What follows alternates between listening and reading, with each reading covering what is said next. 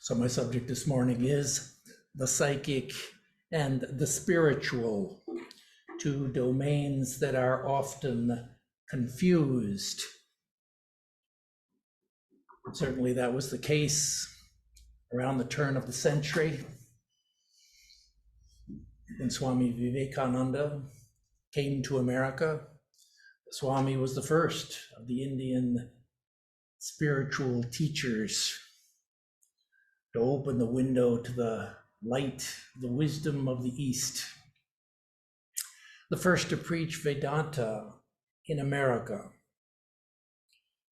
But the way had been prepared for him beforehand. Four distinct influences. Number one was the transcendentalist movement of Emerson and Thoreau. The second, the theosophical movement that taught Indian karma and reincarnation plus Western occultism. The third influence, New Thought, a whole group, kind of an umbrella term for very liberal Christianity, such as unity, Unitarianism, and Christian Science. And the fourth influence is the establishment in 1894 of the American Society for Psychical Research. Advocates of all these groups met together along with Swami Vivekananda at Greenacre, Maine in 1894 for a spiritual religious conference. Among the attendees there was the famous Ralph Waldo Emerson, the author of that, well, it's a famous book, In Tune with the Infinite. And well, it was kind of a motley crew of people, of metaphysicians and of magnetic healers. And Swamiji referred humorously to one of the healers as a magnetic healer of metaphysico, chemico, physico, religioso, whatnot. And well, the environment was such that it was an apt environment for the confusion of esotericism, of metaphysics, of occultism, of spiritualism and spirituality. And teachers of the great traditions, even from ancient times, were well aware, kind of had fore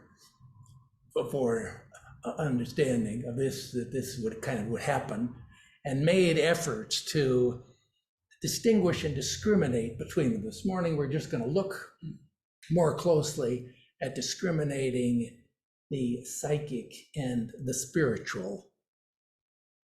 So let's look first at the psychic.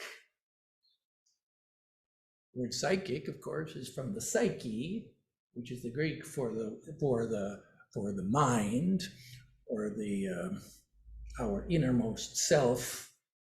And the soul, that is the psyche, has various manifest powers of which we're well aware. We're able to walk and talk. We're able to see and to hear. And we're capable of thinking, feeling, and willing. These are all abilities that are also capabilities that we can enact and make use of. But in addition to that, there are other abilities and phenomena of the psyche that are not well understood. Sometimes they're called psychic phenomena, to refer to those abilities which can't really be explained by natural law.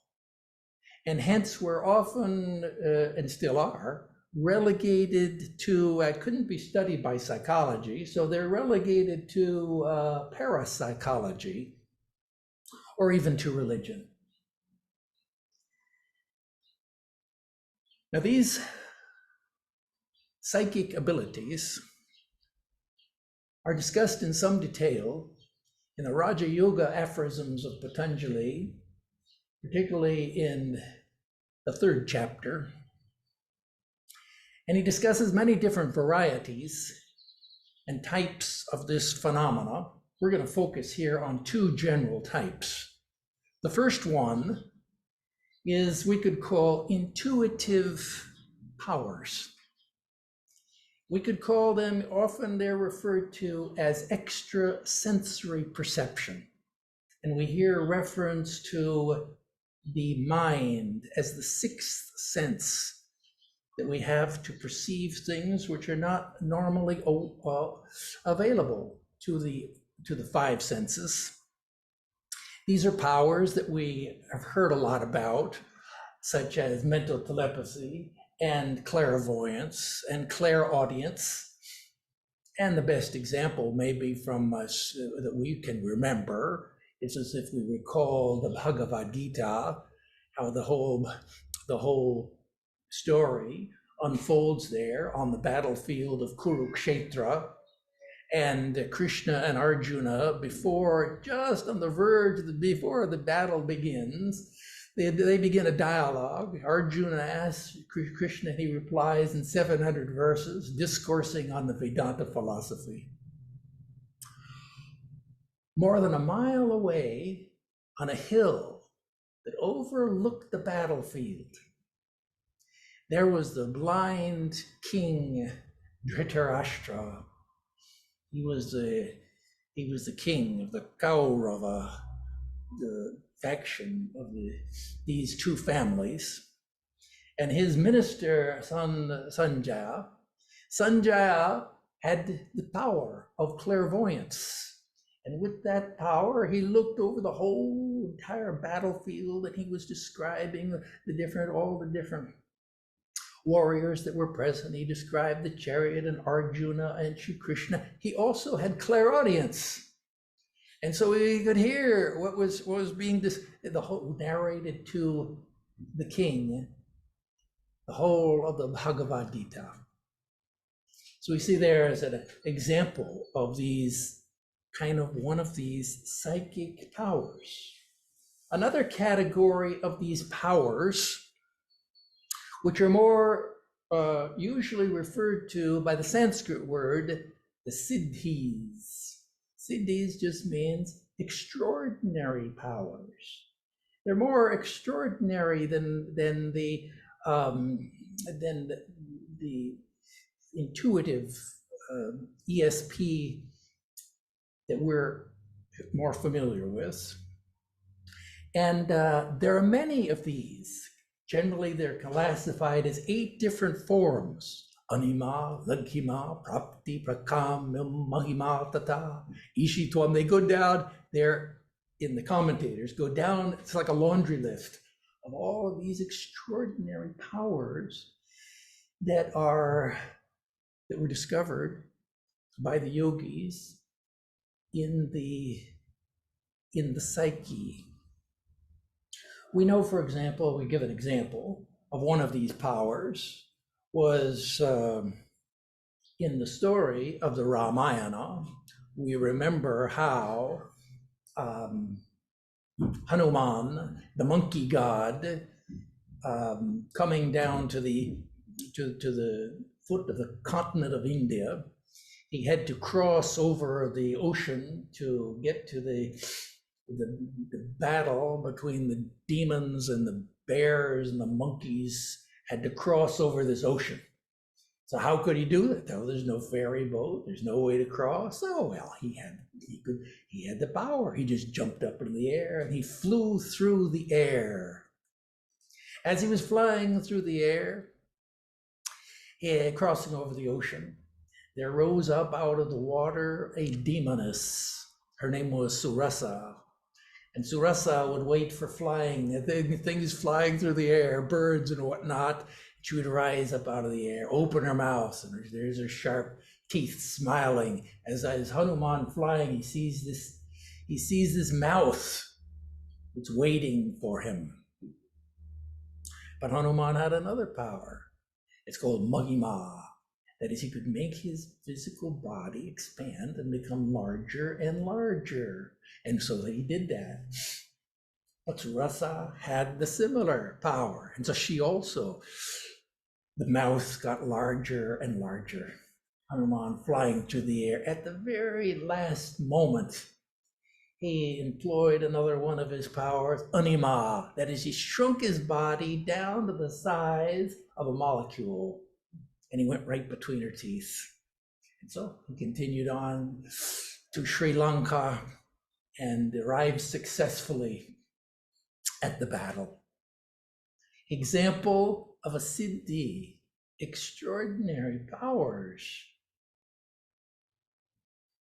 We know too in the life of Sri Ramakrishna. Remember how in the course of his sadhana, he was visited by two spiritual adepts, Chandra and Girija. Now, Girija went with the master one day to the house of Shambhu Malik, and there they spent the afternoon and the evening, and it was later on in the evening when they finally left the garden house and they were to return to Dakshineshwar. But no one had thought to bring a lantern, to bring a light. And so they were in difficulty because the road back to the temple was in total darkness. Well, no problem, said Girija. As he moved out in front of the group, he said, why don't you just follow me? And he turned his back, and from his back there came forth a flood of light that was like a searchlight at an airport, just illuminated the whole road all the way up to the temple of Dakshineshwar. And following that bright light, they were able to, all the devotees were able to return to the temple. So these are examples of the extraordinary powers of the psyche. In ancient India, there were many yogis, many different forms of spiritual practice being done. And at one time, those practices were collated and were organized by the the teacher, that is the source book for all of our understanding about yoga practice, which was the great sage Patanjali in the yoga aphorisms. This is what Swami Vedarupananda later called Raja Yoga, the yoga of path of meditation. Raja Yoga, so these yogis, the Raja Yoga is a science, the science of yoga. And these yogis were very, they were great investigators of mental phenomena. And they soon became aware of these psychic phenomena and brought them under their investigation with some remarkable results. The first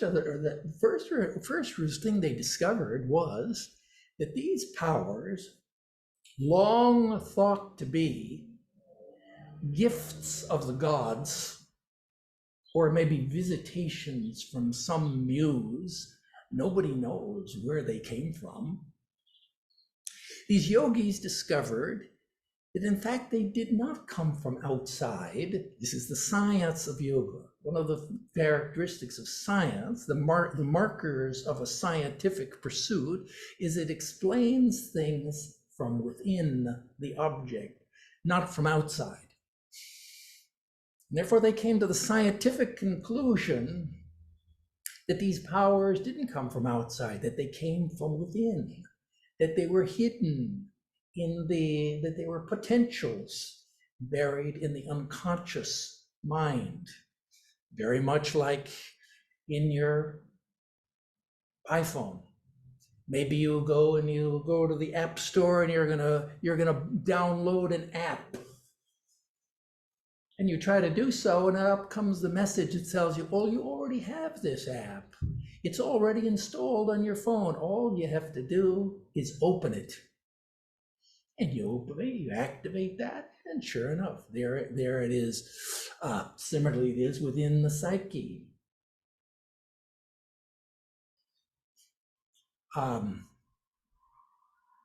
These powers are hidden. They're in the unconscious. And just as many things in our body go on and unfold unconsciously, such as our breathing and such as our heartbeat. And many philosophers think that these things were explained, these phenomena, as being what makes your heart beat? How digest your food? Well, this is Vaishwanara. This is God alone does it. We know we don't do it. So someone outside of ourselves must do it. But the yogis discovered a more scientific explanation that no, this is all part of your own physiology. You can bring the control, which is now not in our control, but we bring the control of our heart and beating of our heart. The breathing of our lungs can be brought back into consciousness. We can gain control over those things. And not only can we gain control over those things, but there is a methodology. There's a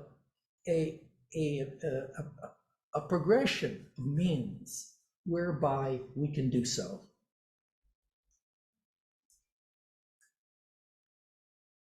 Something going on out there? But the yogis, the Raja yogis, did not pay much attention or did not have hardly any interest in these psychic powers. They became aware of their existence. They explained them to some extent, but then it was not part of their purpose. Their purpose was self-realization. Their purpose was God realization. And so they paid little mind to the development of these powers. There were some individuals, however, who did become interested in them as ends in themselves.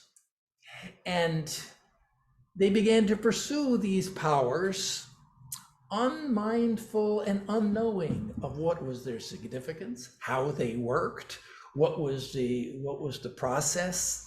And time passed,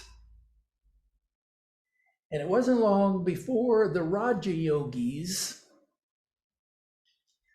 began to tell tales of caution about the pursuit of these powers as ends in themselves. And we're aware of such stories even in our folklore tradition. You know, for example, about the Prometheus, who stole fire from the gods. He had a brother, his name was Epimetheus, who was married to the first mortal woman created by the gods. Her name was Pandora. And all the gods, each one of the gods and goddesses gave to her one of their gifts. So she had all these wonderful gifts from the god. Again, they saw this mortal woman was too perfect. She was more perfect than the gods, and so they gave her they gave her at the end. Zeus presented her with a magic box, telling her, "Whatever you do, don't open this box." Well, Pandora, she went home, and what was the first thing that she did? She opened the box. And as a result of which, all of the troubles and all the problems and all the mosquitoes and all the diseases and everything of mankind came forth. Kind of a tale of old Greek myth. It tells us this tale of warning. Another story we know is about Jack and the beanstalk. How Jack found these magic beans.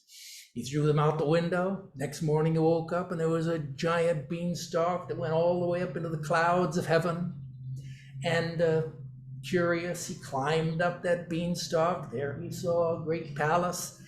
Went over there in the palace, walked into the door, knocked, called, nobody answered, walked in, looking around. There he saw a hen. He discovered that was amazing. There's a hen that lays golden eggs. And he thought this would be very good for me to have. So he picked up that hen, put it under his arm, and was leaving the palace. It was very bad, you see. The boy, how presumptuous of him to go into somebody else's house and to steal the stuff. Well, there's a giant who lives there. That giant heard the noise, he woke up, and we know the rest of the story, how poor Jack barely escaped with his life. We know too about the famous German poem written by the German philosopher Goethe about the workshop and the disciple. Or the master leaves the workshop, tells his disciple that your chore is to bring water from the well, and to carry that water. But as soon as the master's left, the boy thinks, well, maybe he knows a little bit of magic that he's learned. He enchants a broom to carry the water. The broom carries the water. Pretty soon he's brought enough water, he can't have him stop. He doesn't know how to make him stop. Soon the whole workshop is awash with water. It's only when the master returns that the sorcerer's apprentice is kind of liberated from this curse which he has activated. So these are some of the tales. These are some of the tales of caution. These are kind of dangerous things that might happen. But these yogis also said that sometimes the question of whether these powers are worth the effort at all to focus as ends, pursue as ends in themselves. Sri Ramakrishna tells about the sadhu who had acquired some of these powers. He was visited by a holy man who asked him, do you have any siddhis? And the sadhu says, oh yes. He says, let me show you. Just at that time, there was an elephant passing by that way. The sadhu picked up a pinch of dust, and he holds the dust in his hand, and he recited the mantra. He charmed that dust. He threw it on the elephant, and the elephant grunted and groaned and shook and fell down dead on the ground. Well, that was very impressive, said the holy man. He says, can you bring him back to life? And the sadhu said, well, of course. He picked up another pinch of dust, recited his mantra, charmed the dust, threw it on the dead elephant, who began to writhe and to grunt and groan, and suddenly he stood up, and there he was alive again. Well, said the holy man, that's very, very impressive. But tell me, has this helped you? You killed the elephant, you brought him back to life. Has this helped you to realize God? Has this helped you to attain success in Raja Yoga practices? And the yogi fell silent.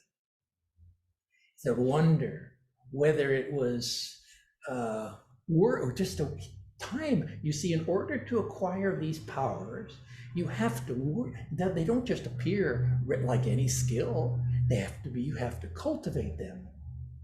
Sri Ramakrishna tells about two brothers who, the eldest brother married and settled down in his house. A younger brother renounced the world. He was gone for 12 years doing the intense tapas. After 12 years, they say that a monk can return to his ancestral home and can to visit. And so the younger brother returned. The eldest asked him, well, what have you attained, brother, after all this 12 years of work? Oh, let me show you, he said. And he went to the river flowing nearby. He stepped into the water, and lo and behold, he was able to walk on the water all the way across to the other side. The eldest brother, seeing him all the way across the river, went down to the river, paid the ferryman a penny, crossed over on the ferry, came, and the eldest brother said, well, did you see what I did? See how I walked across the water? Yes, said the older brother. I saw all that. But tell me, it doesn't seem to be worth much that all that you acquired after all this time, it's taken you 12 years, you've earned this power, but it doesn't seem to be worth hardly anything. In fact, it's not even worth the penny that I paid to cross over on the ferry. These tales of tales of caution from the Raja yogis. Sometimes these powers are just distractions. They're kind of a waste of time. But other times it may be more serious. They may be the cause of a distraction in our spiritual life. So it was with Chandra and Girija. They were both spiritual aspirants of a high order. But they'd gotten sidetracked. We told about Girija. Let me tell about Chandra, the other visitor. He had the power to make himself invisible. He would hold in his hand the little gutika. That means a little ball of herbs that had pressed together, magical herbs pressed together, and reciting his sacred words, he could render his body invisible. For a while, and he came to Dakshineswar, he would amuse himself by standing there in the courtyard of the temple and watch the devotees in line to see the image in the temple, and he'd listen to their conversation, and nobody saw him at all. Then he began to think to himself that, that Mathur Babu, in his family, he has a daughter. And he began to think about this young girl in the family of Mathur Babu. And one day, having rendered himself invisible, he followed her home and followed her all the way into the inner apartments. And there he was behind the curtains in the inner apartments, and to his shock and dismay, he found that his mind was beginning to come down to a lower level, and thus he was losing his power. And in fact, he began to materialize right there in the apartment, the full view of all of the ladies of the apartment. They screamed and they yelled and they called the guards, and it was a great commotion. A source, well, it was a spiritual failing, and it was a great social scandal. All that results these are the tales told by the Raja yogis about the pursuit of these powers. Now, Sri Ramakrishna, on one occasion, the yogi, as an incarnation of the highest order, reaches a place in Raja Yoga where they have a great gift descends upon them. It's called the Pratibha. Pratibha means a spirit, the highest spiritual intuition, where all they attain power over everything in the universe. That is, all the powers come to them, including all these Ashtasiddhis, come to them naturally without even thinking about them. And Sri Ramakrishna one day spoke to his disciple, Swami Vedarupananda, saying, I have these these great powers. I don't use them, I can't use them. Everything I do, I only do by the will of the Divine Mother. But I want to give these powers to you. Maybe you can, they'll be of use to you. Vivekananda, the young Narendra asked him, he says, will these be of any use? Help me to realize Brahman, the goal of spiritual life. Sri Ramakrishna says, no. Maybe they might help you in your future work. Swami, the young Narendra there, he says, no, then I don't want them. You just keep those powers. And he saw that the master was very well pleased.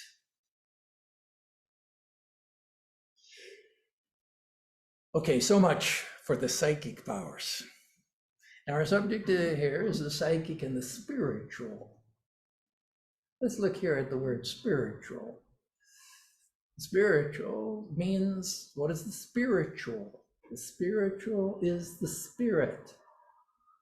What is the spirit? The spirit within us? Well, the spirit is the metaphysical, that is to say, the non-physical part of ourself, our higher self, that which is beyond the body and the mind, the intellect, and the vital energies and the intellect. That is our essence, our essential nature. The yogis called it Purusha.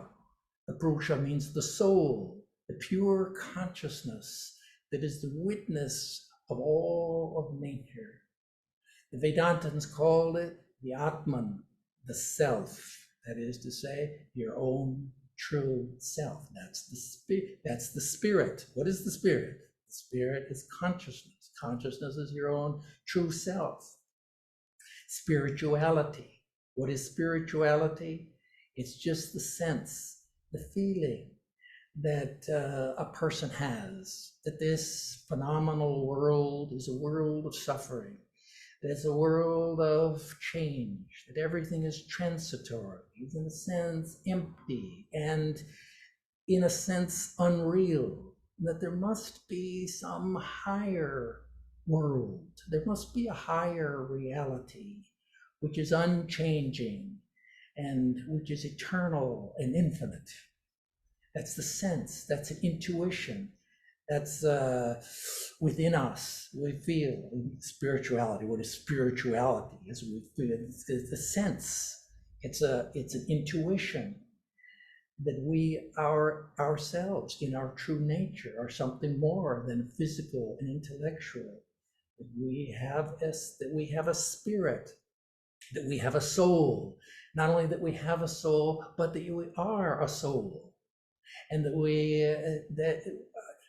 we could aspire to transcend the limitations of the body and the conditioning of the mind, and that we actually could realize our true nature as that of a divine immortal soul.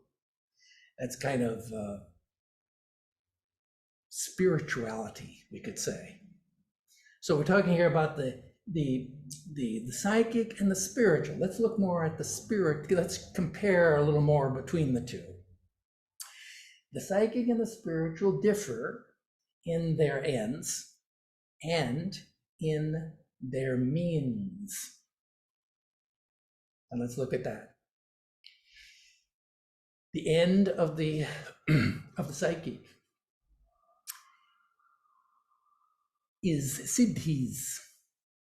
Siddhi, the word siddhi, simple word. We don't have to use the Sanskrit word, but that's the common reference. It simply means an attainment, an accomplishment. The word used in the Bhagavad Gita in the 10th chapter is vibhuti.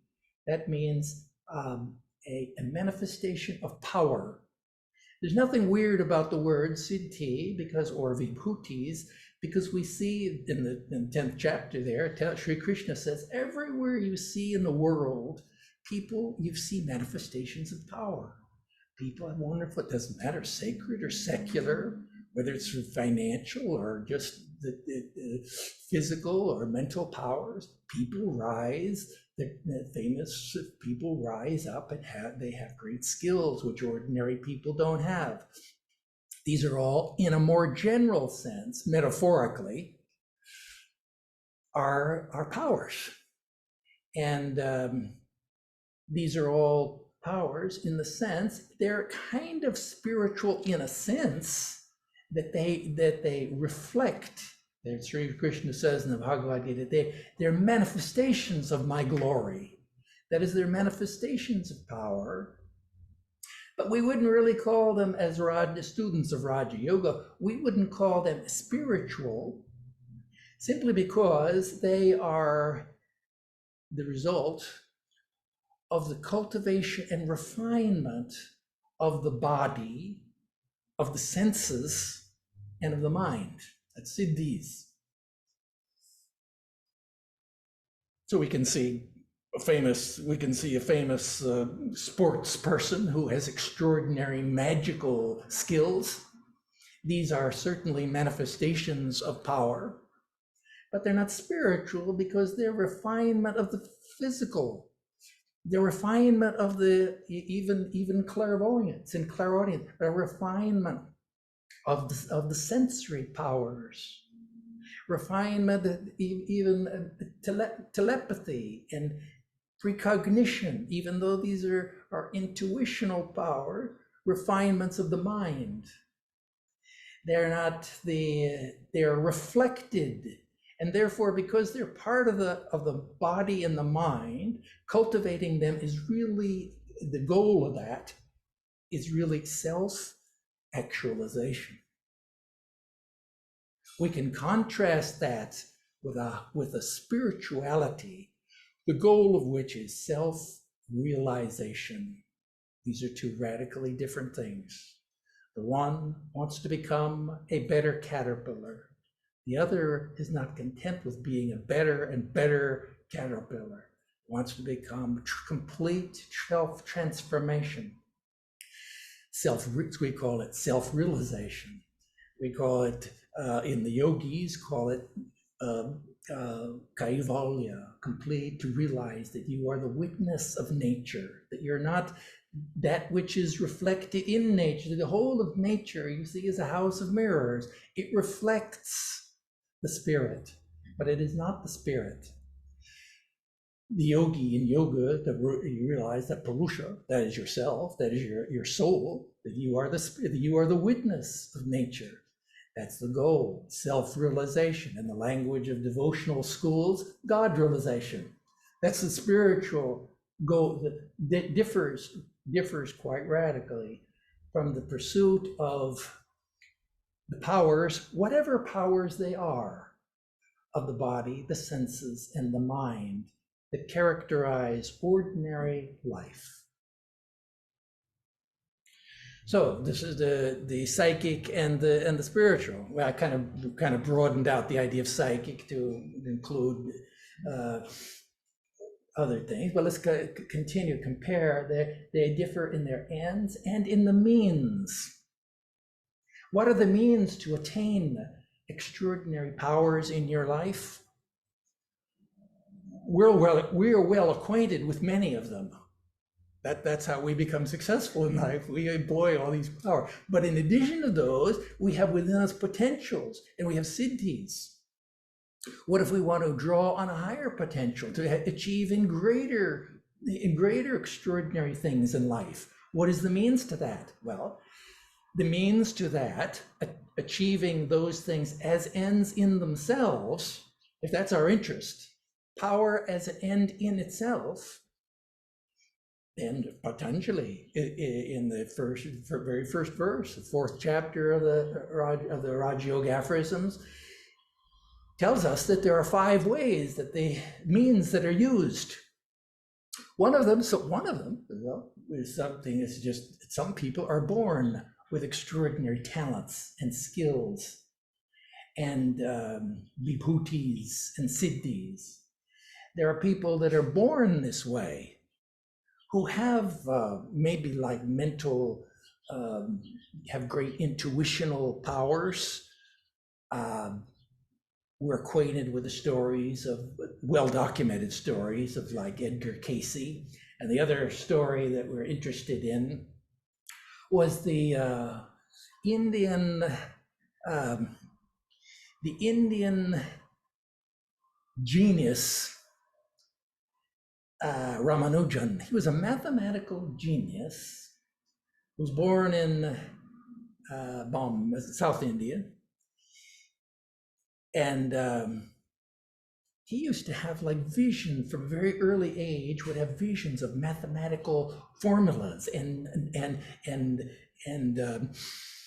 theorems and insights, amazing discoveries, which he wrote down in hundreds and hundreds of notebooks, answers to all of the great mathematical problems of the whole of the 19th century. Someone, the mathematician from Cambridge, discovered him, brought him to Cambridge, and there he had great difficulties because he couldn't see. He couldn't explain how he derived these theorems. See, he was not he was a religious person. In fact, all of his visions he ascribed, he says, all of the theorems that were revealed to him, he said, came to him from the mind of God. But he was not a trained Raja Yogi. These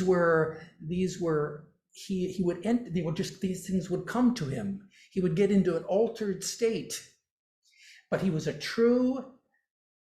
these are true psychic intuitions.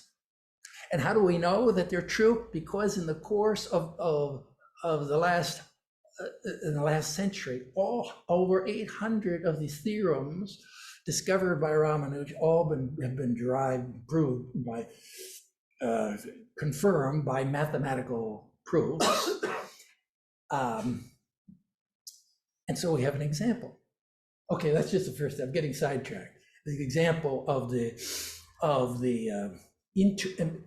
person born with a power. Other powers come to us from the use of medicinal herbs and plants.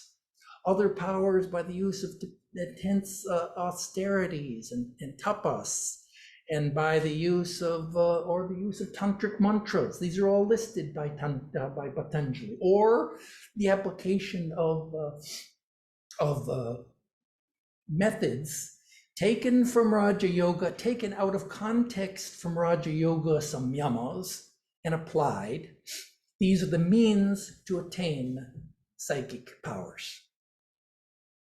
Contrast this with the means of the Raja Yogis. The Raja Yogis don't use these means. Raja Yoga is a science.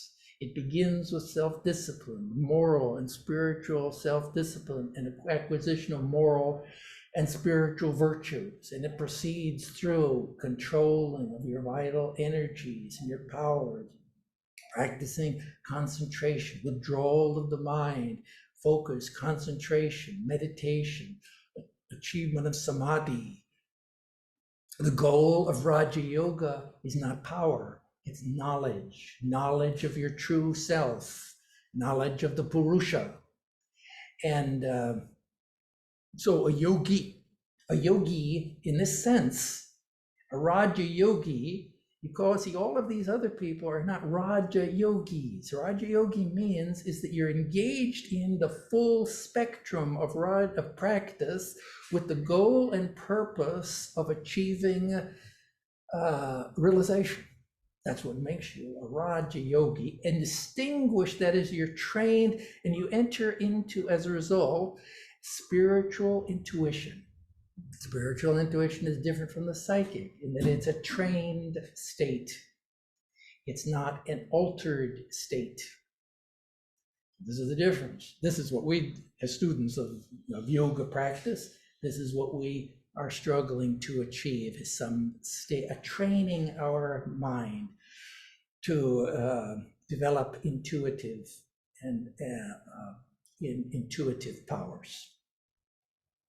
So these the psychic and the spiritual, they differ in their goals and they differ in their means. And well, they're also different in their lines of development. We can say that we know that in the Upanishads, there's the story of the two birds, with which you're familiar, how within ourselves we have a lower self, as it were. We have, as it were, two selves, the lower self and the higher self. The lower self proceeds on a line of development that we could say is horizontal. The spiritual self, as we visualize the tree, there's the lower bird and the higher bird. The lower bird develops on a horizontal. The higher bird, however, is on a vertical plane. So we could contrast the two, the horizontal and the vertical lines of development. Horizontal means the separate self. That means the jiva. That means our own walking around ego. The ego naturally develops. They were born, we learn how to walk and talk, we learn how to use our minds and our abilities. In fact, as we grow older, we attain more and more, our abilities become capabilities, and we develop greater and greater capabilities. And it may even be that such a person may develop clairvoyance or clairaudience, that is, may develop psychic powers. But these powers are in no way indicative of spiritual growth.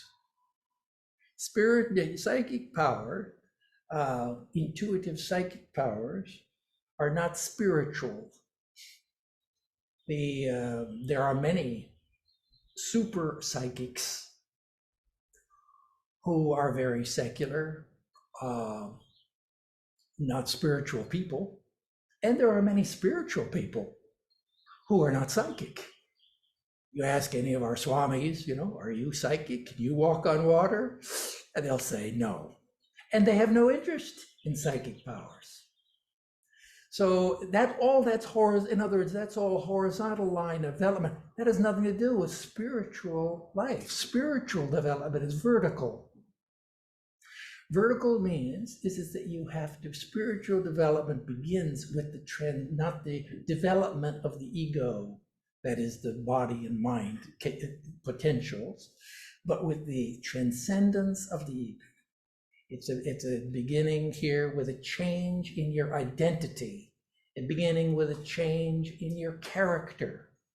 Character here means not just your dramatic character, not just your moral character. It doesn't mean just becoming a better and better person. It means that you change in your spiritual character. That means your identity, a change in who your conception of yourself. And so this is the progress. This is a vertical progression, a line of vertical development of self-realization. So the spiritual, the psychic, and the spiritual. We can see here that just in summary, that the spiritual, the psychic powers, they exist, they're real, they're potentials that can be actualized, and that there is a methodology for developing those potentials. But if you are a spiritual aspirant, if you're interested in spiritual life, that these are not the end in view. Not only that, these are not the end in view, and these are not the means to the end. They don't help us in any way attaining all these skills, just like any skill that you have, or any power that you develop, whether it's sacred or secular or sacred or whatever. You may gain more and more, become better and better at doing something, but it doesn't make you more spiritual. It hasn't helped. It's not instrumental. It has no instrumental value. Not only that, it has no value in just like the amount of money you make. It has no instrumental value in making you more spiritual. Not only that, it has these powers are no indication that you are on the road to spirituality. You already discussed that. These things don't just pop into your mind as you're journeying on the path. Suddenly you begin to manifest these powers. These some people say, well, these are like signs along the way that you're making progress. There's not any progress. There's horizontal progress. That's not spiritual progress. The only sign of spiritual progress is you're developing the yama and niyama. It's all talked about by Patanjali in the Yoga Sutras. You're developing moral and spiritual virtues. You're developing and you're training, you're undergoing a conscious, intentional training of the mind to achieve a spiritual goal, to achieve liberation, in the words of the yogis, to achieve self-liberation. In the words of the Vedantins, to achieve self-knowledge. In the words of the Christian mystics, that's the purpose of our life. The purpose is to love God and Him only to serve.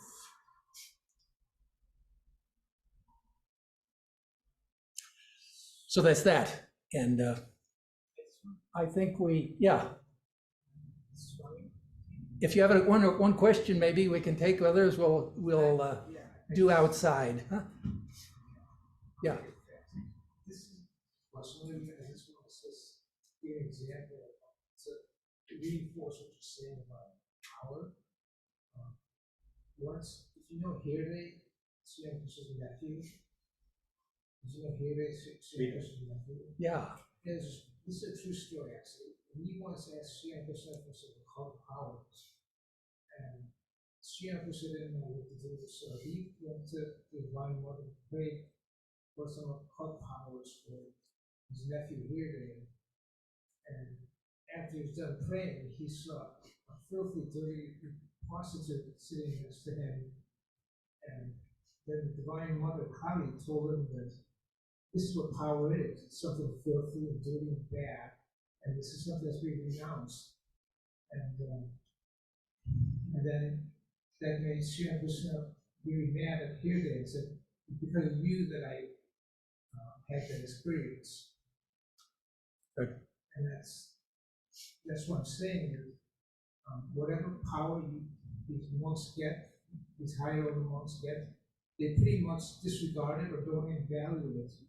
And it's something that's they use only when for the good of humanity, I guess. Good. Yeah. I think we're going to stop here. Yeah. We'll have our song. Swami, Yeah. I'd like to just ask one point here. Yeah. Okay. You kept saying that the means are different. I'd like you to give a little bit, when you see, say, a scientist whose whole life is focused on doing their work. So there's a sense of a concentration that's developed in whatever endeavor someone's doing. So if you're achieving greatness, you give your whole life into that. Right. You automatically withdraw from everything else and focus on that. Yeah. There is Steve Jobs used to get some type of intuition into his work. Right. Now, is the means, or is there some similarity? The means is attaining great concentration. Is the difference then between the scientist and the yogi the matter of the ends? Meaning, is the focus rather than on God, you're focusing on, say, your computer, whatever it is, you're getting revelation towards that. Could you say that would this means be similar then? It's just a matter of the ends on what you're focusing on. No. The means are different because the people who concentration, yogic concentration is a trained state. It's radically different from absorption, that is following your interest. There are people who have interest in something, they follow their vasanas, and they have a natural bent and focus, which their love something, and see, that's not true. That's not trained concentration. Concentration means that you train your mind. You can put your mind, as Swamiji says, you can stick your mind anywhere on anything, and you get full concentration. Whereas an ordinary person can put his whole mind on mathematics or on computers, but that's it. He can't put his whole mind on doing anything else. That's not a train. That's trained in one. It's not really trained. It's following your interest. It's developing and refining your interest in a particular thing. It's reinforcing your vasanas. So you don't think, let's say, he's not. The point is, Steve Jobs was not a Raja Yogi, and he did not have. We're not struggling to you have to make a distinction between concentration. That is what we call it pratyahara. That means withdrawal of your whole mind, withdrawal of your mind from external objects. That's the first step of what we call concentration and meditation, is the withdrawal of the mind from external objects. How can you be studying a computer? You can have 100 million concentration on a computer. You haven't even begun the first step in pratyahara. Dharma. Just food for thought. Okay, I think we're going to stop here. We're going to have to,